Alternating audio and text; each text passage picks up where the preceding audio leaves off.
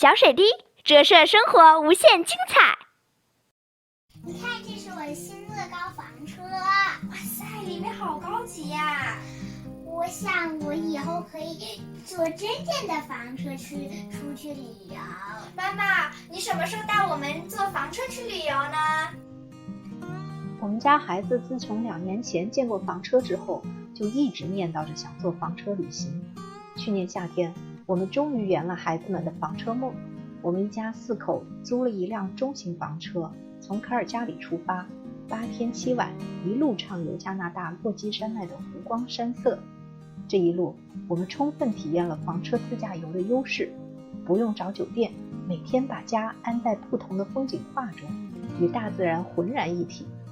不用每天收拾行李换住处，可以随时自己煮食，不用到处找餐馆，而且经济实惠、健康合口味。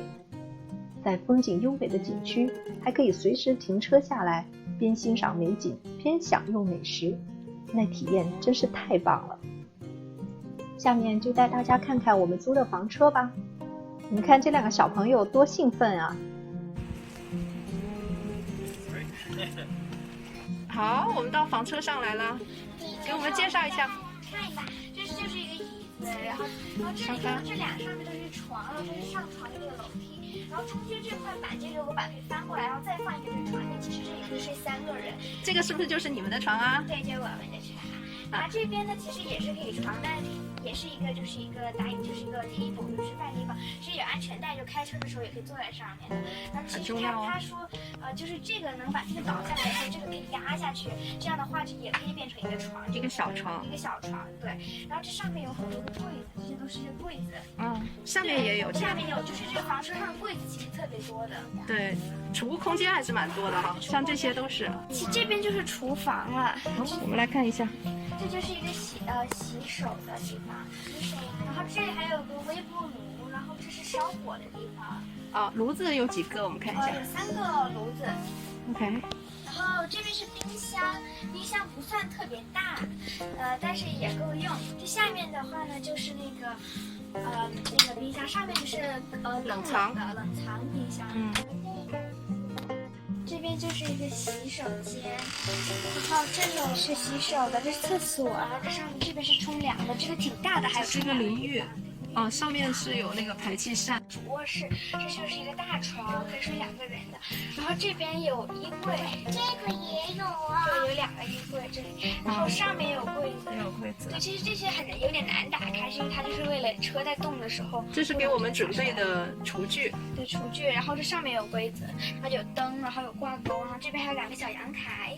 对，这2个小阳台，对，很舒服。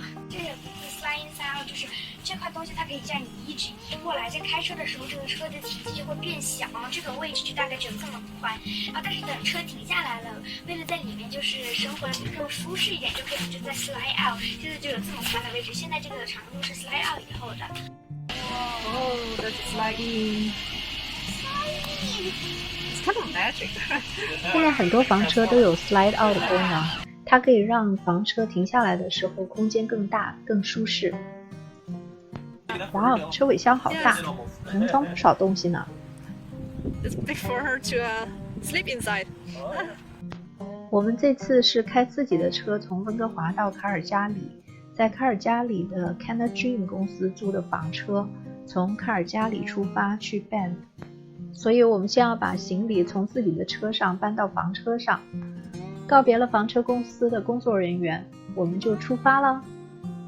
开房车的当然不是我们啦，而是我们勤劳的老爸。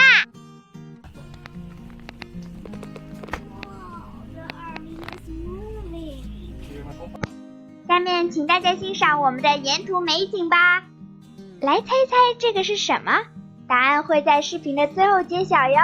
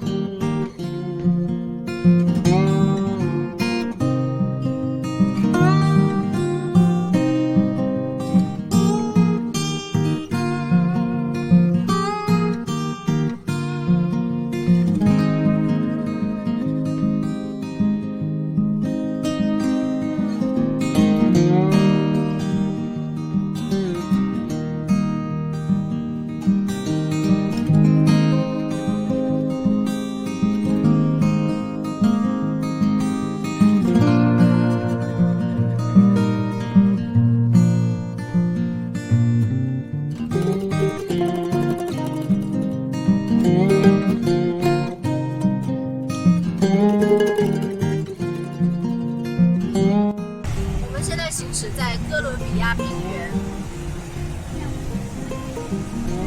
现在已经是6月下旬了，外面白茫茫的一片。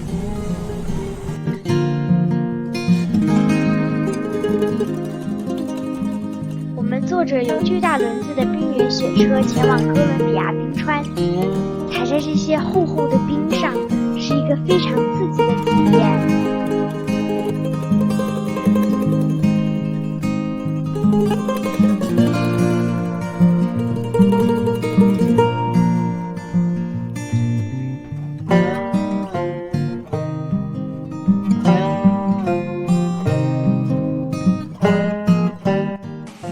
房车里面做饭的做饭，跳舞的跳舞。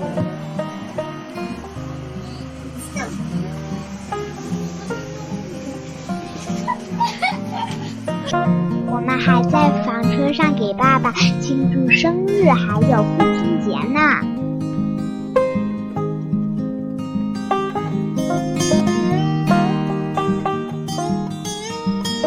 你猜对了吗？这是给野生动物过马路的天桥哟。最后分享一下我们的路线图，另外我还做了30页的旅游攻略，感兴趣的朋友可以关注我们的频道，并且把您的邮箱地址私信给我可以把攻略发邮件给您。好，今天的分享就到这里，下次我会介绍一下如何选房车、如何订营地以及房车自驾游的注意事项。